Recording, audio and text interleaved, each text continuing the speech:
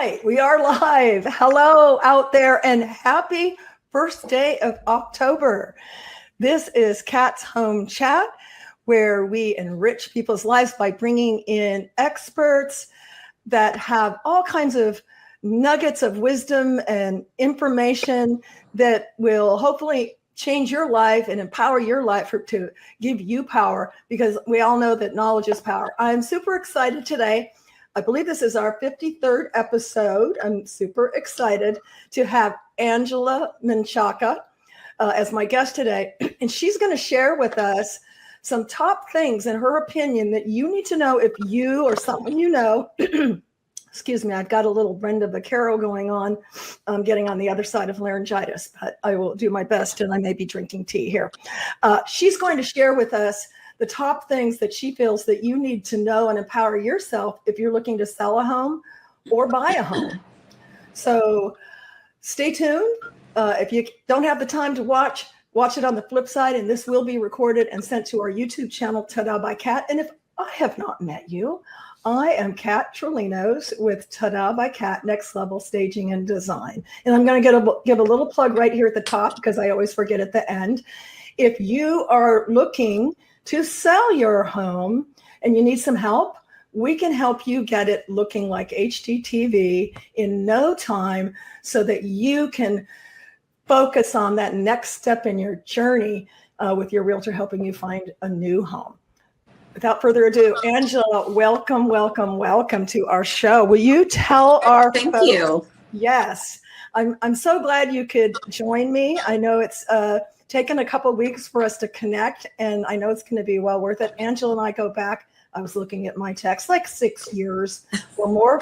And Angela is a broker associate and an assistant manager for the Woodlands Better Homes and Gardens real estate. Let me say it right. Better Homes and Gardens Real Estate Gary Green, the #1 brokerage in Houston Association of Realtors, and teeters between 1 and 2 out of 26 offices. So she's very knowledgeable. So stay tuned. Angela, you've got the floor. Tell us a little bit before we get started. If any of your colleagues or agents are watching, I hope you are, tell us something, share us something that maybe they don't know about Angela. About me? Yeah. Oh, well, personally, I love action movies and peanut butter.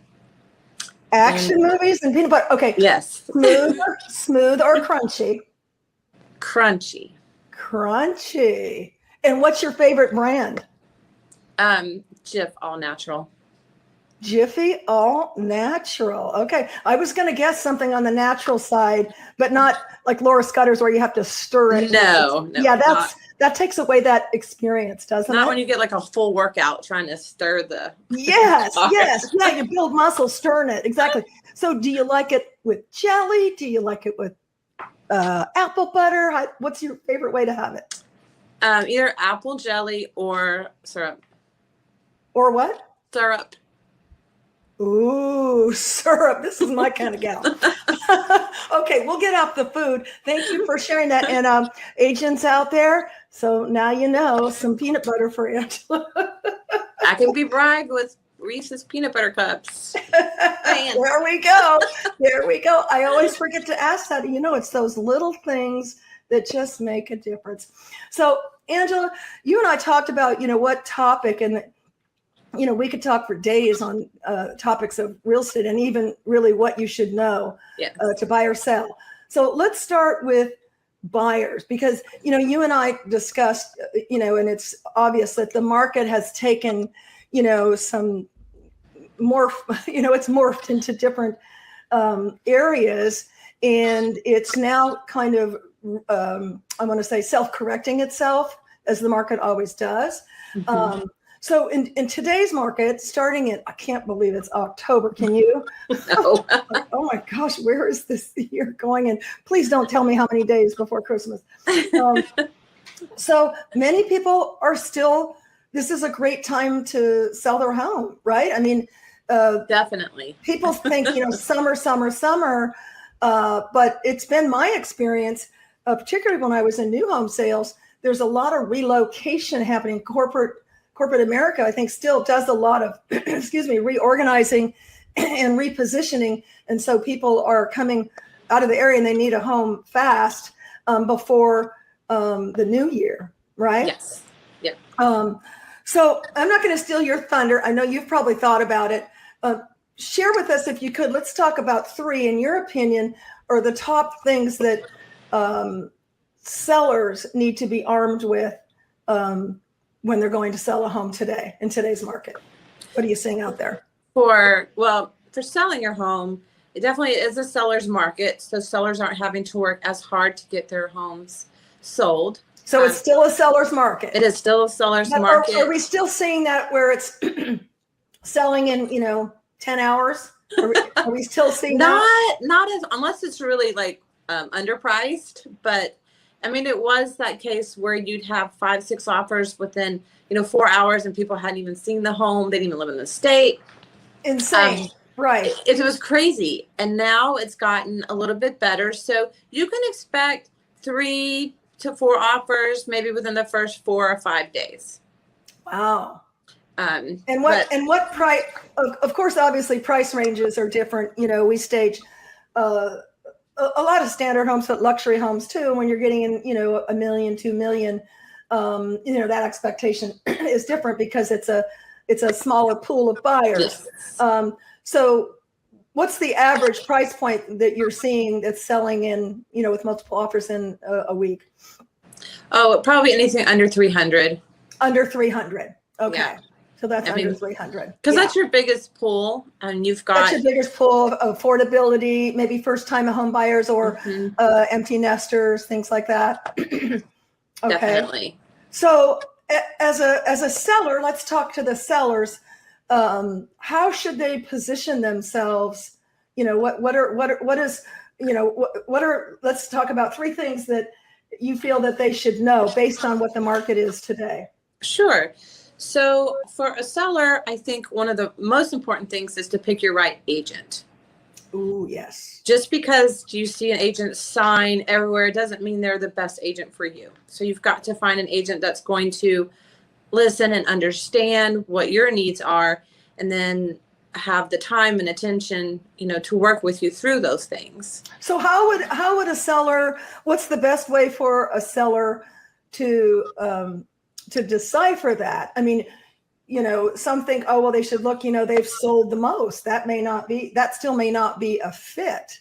Right. We do something in design, the design part of our business, we do a discovery call, find out a little bit more about their project. But more importantly, what I tell them is to see if we are a fit,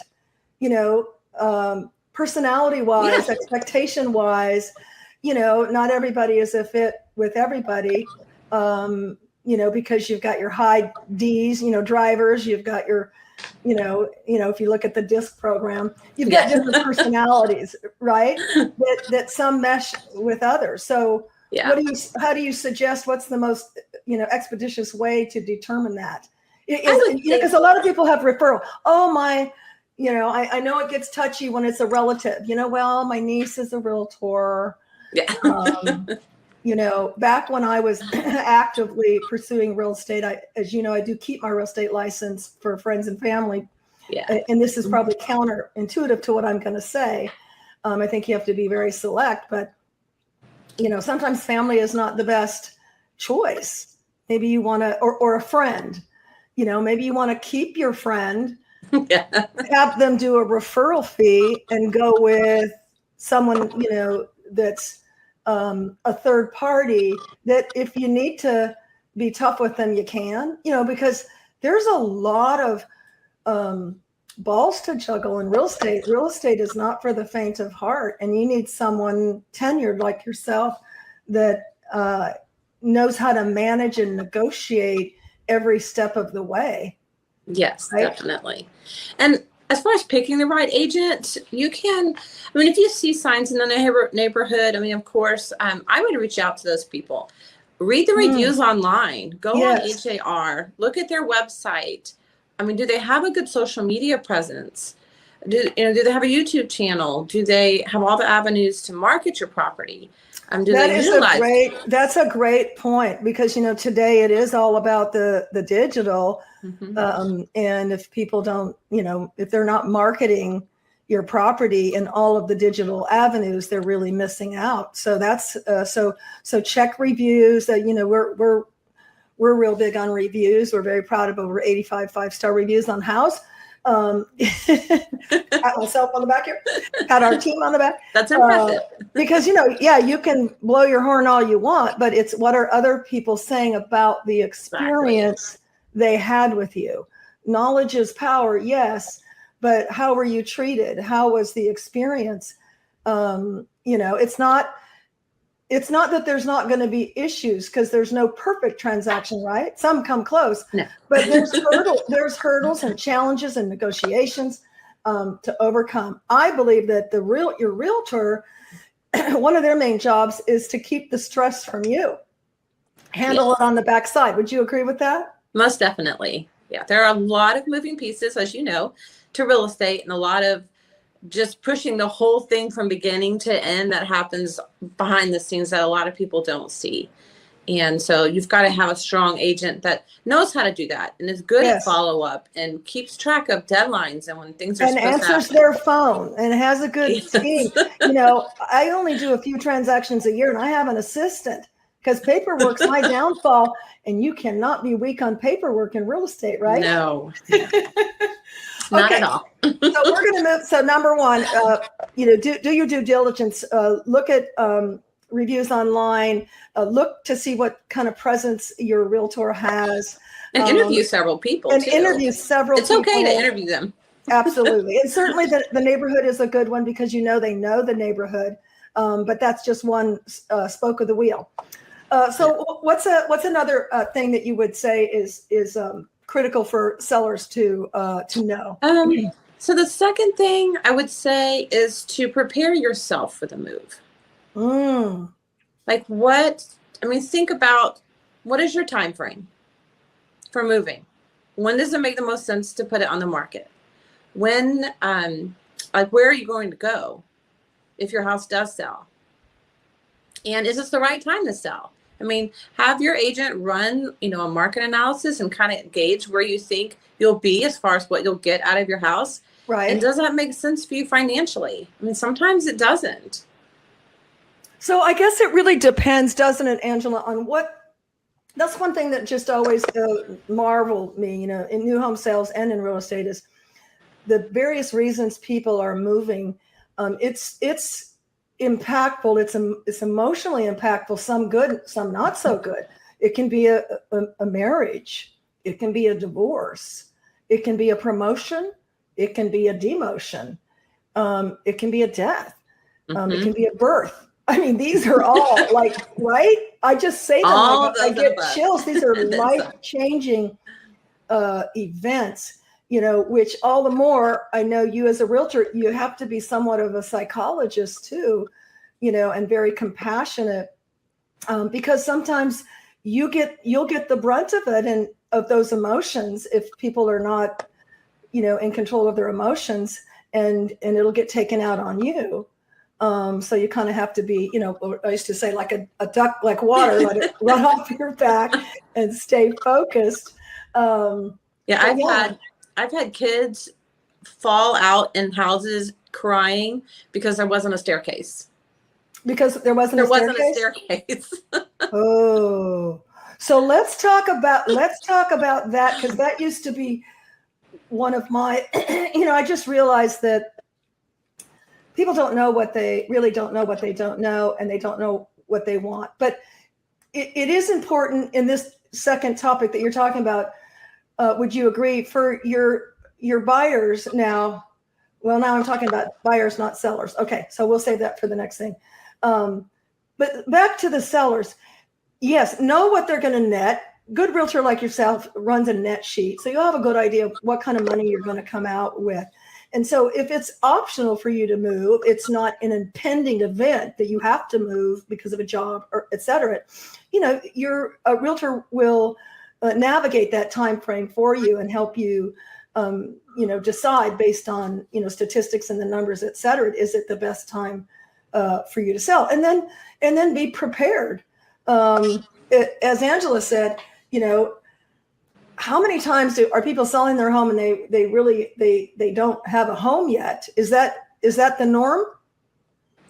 Right now, yes. And some is. people are selling and then deciding to rent for a year because they don't know where they're going to go, and there's not a lot on the market. Okay. So some people are saying, look, I want to maximize the market right now, cash out on this inflated equity and take my money and run and sit and wait till maybe the market. And so that's a strategy too. Yeah. But just have a game plan. Obviously there's so many variables. Do they have kids? Do they need to know what school district? What's the travel to work? All of those things, so have a game plan, And then I would add to that,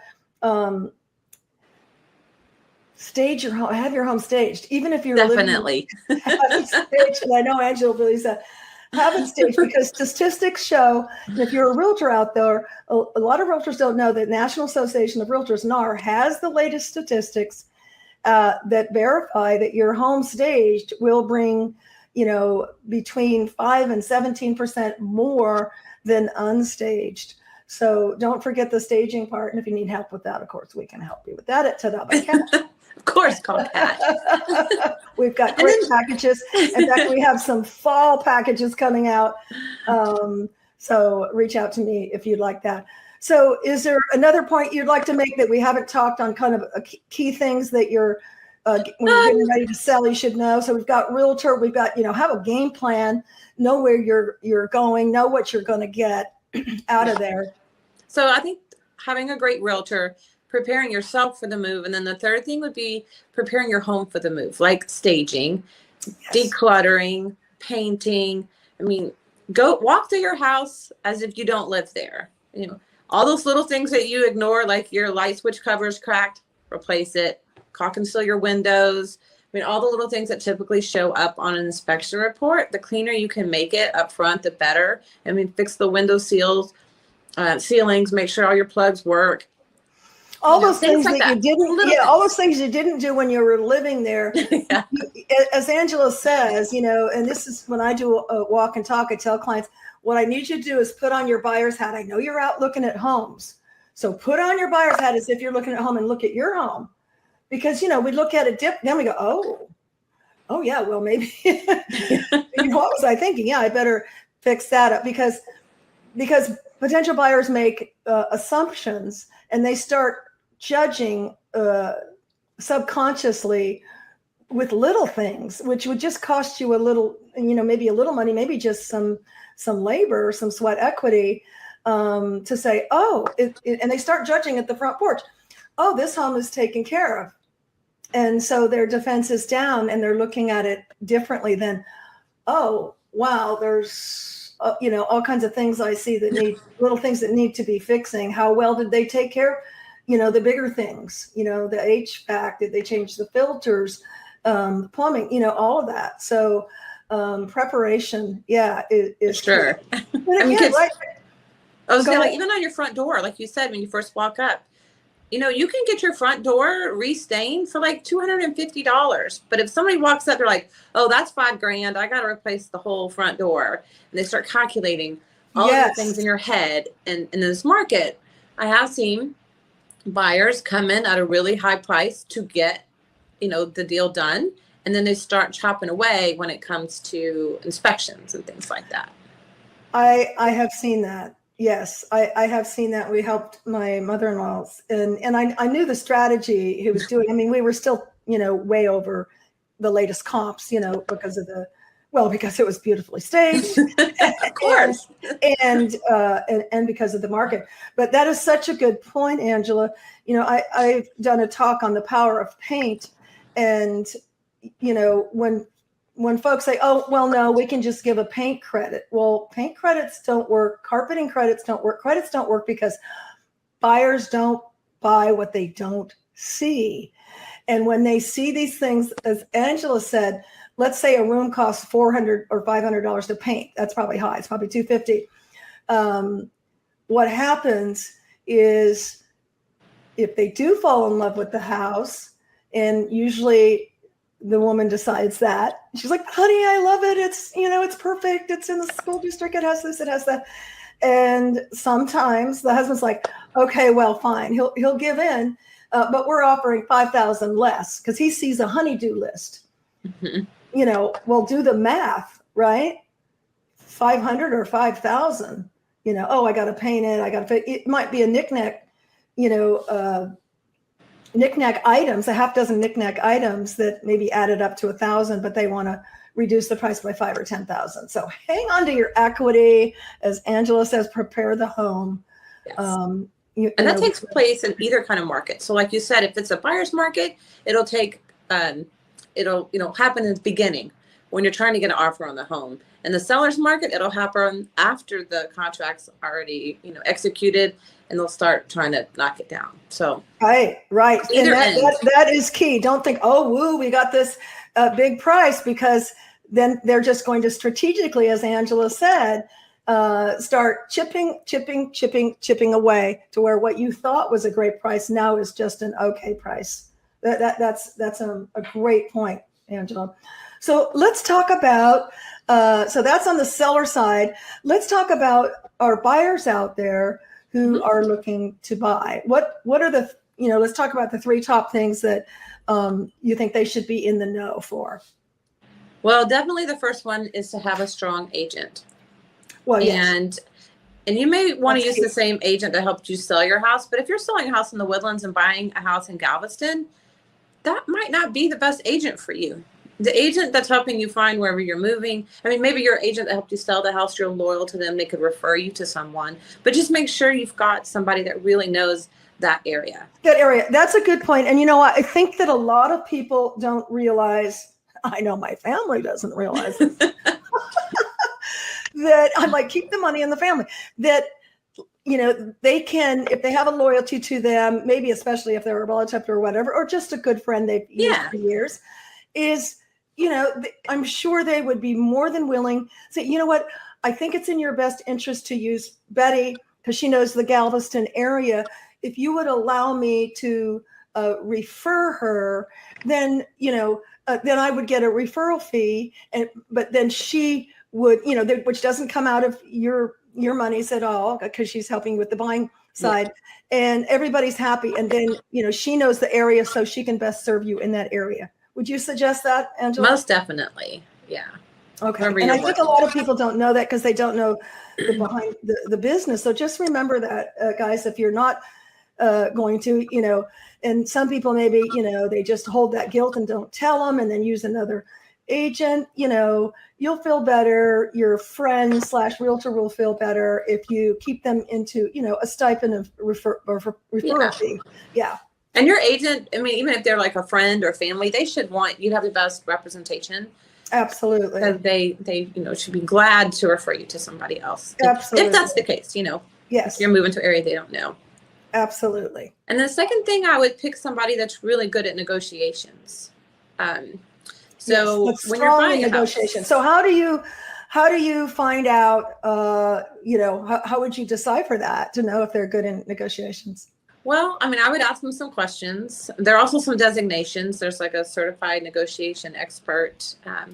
There's a certified master's negotiation expert. No, the little letters. That. You see, I have the negotiation expert one. But also just ask them some questions about like how. Ask your agent how will you position my offer to stand out amongst all the other offers, and wait for their answer. A really good agent will be able to articulate to you what they're going to do that. And a couple of things that they can do. One is if you're not paying cash, which, let's be honest, most people are not in that position unless you're an investor to pay cash. You've got a loan, conventional loan, FHA, VA. Work with the lender. Go ahead and get yourself through the whole loan process. Give them the W-2s, give them your pay stubs and all the information that they ask so that your offer is not contingent on loan approval. Because that could be scary to some sellers to say, well, if they can't get approval for their loan by this, within this number of days, then they can back out of the offer. So maybe we'll go with You the want a cash strong offer. offer. So now what you're talking about, just for clarification, we know they have to have a pre-approval, I think is what they Yes. call it. But what you're saying is take it a step further, because on a pre-approval, basically what they've done is run your credit score and one other thing. What's the other thing? It's basically just asking you questions about your salary and your, that's what it. your debt may There's be. there's been no documentation, so there could be surprises down there when they find out your DTI, your debt to income ratio. That could blow the deal. Oh yeah, I make $100,000. Yeah, but I've got all this debt. Exactly. $5,000 a month child support, all these bills. So, Angela, that's a really good thing in today's seller's market, to have your full approval. That will definitely give you the edge, the leg up, right? To go through that process. And it's not that painful, especially if you have a good lender. And everything's there's no digital. Surprises. Yeah, everything's digital now. I know when we did ours, it was years ago, but I mean, within 48 hours, we had everything sent to them digital, Yes. Yeah. Yeah. So that makes it really easy. It's not like the old days. Yeah. Right.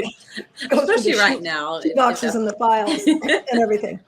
Okay. So it's a give and have a realtor that can negotiate and articulate that they can negotiate, because I think, Angela, a lot of folks are under the misnomer that the only thing you're negotiating is the price. Right. How many things are there to negotiate in a real estate transaction, would you say, ballpark? At least probably 10. Yep. I'll probably get to that point. I mean, there's a lot 10. Of different things. And that's depending on, during that option period where you do an inspection, there could be 10 things just within that. So just depending on how smooth the transaction is, how many things that need to be talked about. Yeah, it could even be more than that. So it's not just the price. I can't, say it enough and agree with Angela. Have someone who knows how to negotiate, possibly has some training certifications, CNE or MCNE, Master Contract Negotiation or Contract Negotiation, and can articulate to you how they are going to market and negotiate your property. Yes. Or your, I'm sorry, we're talking about buyers, your offers, your transaction, because that's where the biggest competition is. So I have a question on that. Do you think it's valuable to have a letter included, like so-and-so single mom, she's, wants her kids in the school, and she's a nurse, a personal letter. Do you think that's valuable? I, as a broker and a manager, would refrain from doing that. Because especially if you're a listing agent, I would put an MLS that you will not accept what we call love letters, because they could get you in trouble with fair housing. Oh. And so we just recommend, to the agents in this office, I tell them don't, if you're listing a house, don't even accept them, because you don't want to put yourself or your sellers in that position for someone to come back and, file a complaint. Wow. So that must have been done at some point, huh? At some point, yes. Yeah, that's something new. I thought that would be a good thing, but I never thought of that. So if you're a realtor out there and or you're a buyer and you're kind of pushing your realtor to do that, that may put you and your realtor, in jeopardy of being fined or having, the local board come down on you. So definitely on the sell side. Definitely on the sales side. Okay. Is there anything else that we haven't? Some other things, that you can negotiate are the option period. I mean, most people put 10 days. You can go 7 or even 5 if you got an agent or yourself know an inspector that you can already line up. So, the day after you make your contract executed, have the inspector out there, negotiate for a couple of days. That's always very appealing to sellers, to not have 2 weeks for you to just change your mind for any reason. That's a great strategy. Yeah, That's a great strategy. So we're running at 10:30. I do want to point out great information, Angela, that I'm sure will be valuable and arm, many of our sellers and buyers with some information to power them up in real estate transactions. The one thing I wanted to mention, I started to jump on the sell side, but it's actually on the buy side, is the fact that, when I used to actively sell, I would have my buyers list their must-haves for their home, and sometimes it's what I must not have also. I absolutely cannot have power lines in my backyard, but I must be in this school district. I need a double oven. I need a pool, whatever their top, 4 to 6 things are. Do you find that helpful? Definitely. Especially when it comes to area. Now, right now, with the way the market is, it's really hard to be that specific. Sometimes you're like, oh, there's a house for sale in the neighborhood. We'll take it. Right. We'll take it. Right. But as the market corrects itself, and Yes. what I found out, and I found this the hard way back in California many years ago, when this lady told me, well, I absolutely must have a pool. And I'm thinking that buyers aren't liars. I don't mean that, but that they actually know what they want. And I'm very if you tell me this is the only homes you want to see, I'm going to do exactly that, and that was just inexperience, not knowing, because you ended up buying from actually the seller's agent, the listing agent, who said, oh yeah, I can take care of you. And didn't have a pool. So I'm sure you'll agree. Sometimes you'll have your list. You've got your 5 things that your buyer wants, must have. But until you take them out and show them a few properties, do you find sometimes, I know I have, that they had discovered, oh yeah, I absolutely need that, but they didn't know it they didn't know what they wanted till they really saw. And then right. They're like, oh, yeah, that's got to be on my list. Have you run across that? For sure, definitely. Because I've had the same thing where I don't want a pool, and then they start sending me houses with pools. I'm like, what? I wasn't looking for a pool. Yeah, so they change, and I think especially, where the average purchase of a home is about 7 years, the statistics used to be. Yeah. So, you're not looking or going through the process. You don't really know till you get out there. So I know, seasoned realtors like yourself know that you'll use that as a soft guideline, and then have your ears open and your eyes open when you see their, I remember I saw a lady's eyes light up over a double oven, and she'd never said anything about that. And then after that, it was, I've got to have a double oven. And of course, there's other solutions. Well, you could put a double oven here. If everything else is good, that's not a really major thing. We can put a double oven in, not a lot of compromise sometimes too. I mean, if it can, things you can add, like you can't really easily add a 3rd car garage typically. No. I mean, some things you just have to have as it, I only want this. If it doesn't have that, like it's got to have 4 bedrooms. Well, it's got 3 in an office. Yes. Flat space. Yes. So you gotta have to, look at all of the properties that are out there. Look at all decide, will it work? Yes. And the other thing, and I would like to mention real quick, we're going over a little bit, but hopefully y'all are really liking this information. I know you are. And that is, your seller, let's talk about your seller, your buyer will say, well, I want a home, no more than 300,000, let's say. Well, a new realtor may just search up to 300,000. Exactly. And what homes are they missing in the 305 or 3010? And when you're looking at a 30-year fixed at still historically low interest rates, that's really not a lot of money. But if you're coming up, without inventory, your realtor, needs to up that, so that pool of homes opens up. Yes. Would you agree with that? Yes. So the buyer's agent should definitely go up a little bit, because they may do a price job. They may be negotiable on their price, and you want to make sure you capture all of that. And then when you're on the sell side, I mean, don't list it for 301 because most searches are going to go up to the whole dollar amount. And then Yes. buyers may be missing that and sellers may be missing that. So you have to be very Yes. thoughtful. And you're not selling pizzas or shoes. How many times have you seen that? Like the 9.9, it's like 98 cents, like Walmart. Yeah. Yeah. So price positioning is critical because that's how you're searched in on the board, on the local board, and your seasoned realtor will guide you on that, particularly if you're, wanting to increase the price or decrease the price, to strategically price position in the most searchable price point. And also some agents, as a listing agent, you can look at the comps and pick where you want to be, but you also have to decide, okay, in this market, it's a little different, but typically it's, well, how long do you want to be on the market for?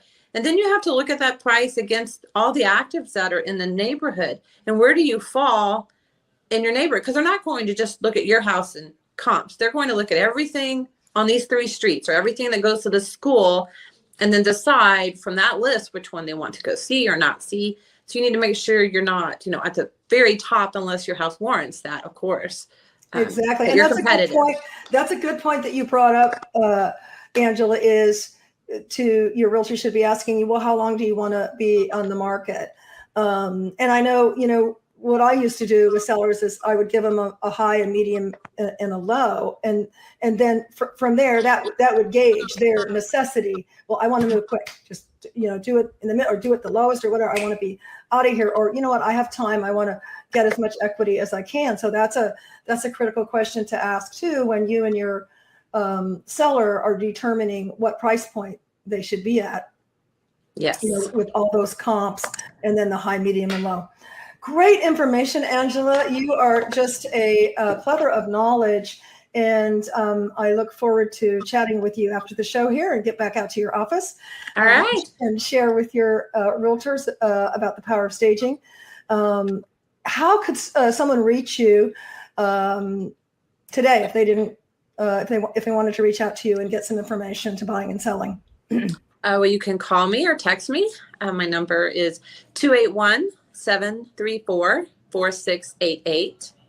Or you can go to luxuryinthewoodlands.com and that'll send you over to my Gary Green website. Luxuryinthewoodlands.com. And we will repost all of this. This will also be with all of the information posted in about 48 hours by my business partner and husband, Jeff. Hey, Jeff. On our YouTube channel.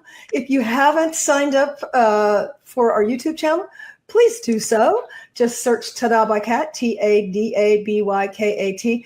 We have all of our episodes uploaded there. I'm pretty sure, Jeff will correct me if I'm wrong, that Angela's is our 53rd episode with all kinds of guests and all kinds of topics. So, reach out to us and connect with us there. If you hit the bell or smash the bell, as people say, you'll get notified. You won't get barraged, but you'll get notified when something's been uploaded. We only upload, about once a week. So as usual, thank you so much for tuning in to us, and stay positive, stay hopeful, and stay connected. And we thank you for connecting with me and Angela today. And thanks so much, Kat. Appreciate it. You're so welcome. It was such a pleasure, Angela. I'm sure we'll have you on again with updates, but thank you so much. Everybody have a great weekend and happy October. Bye.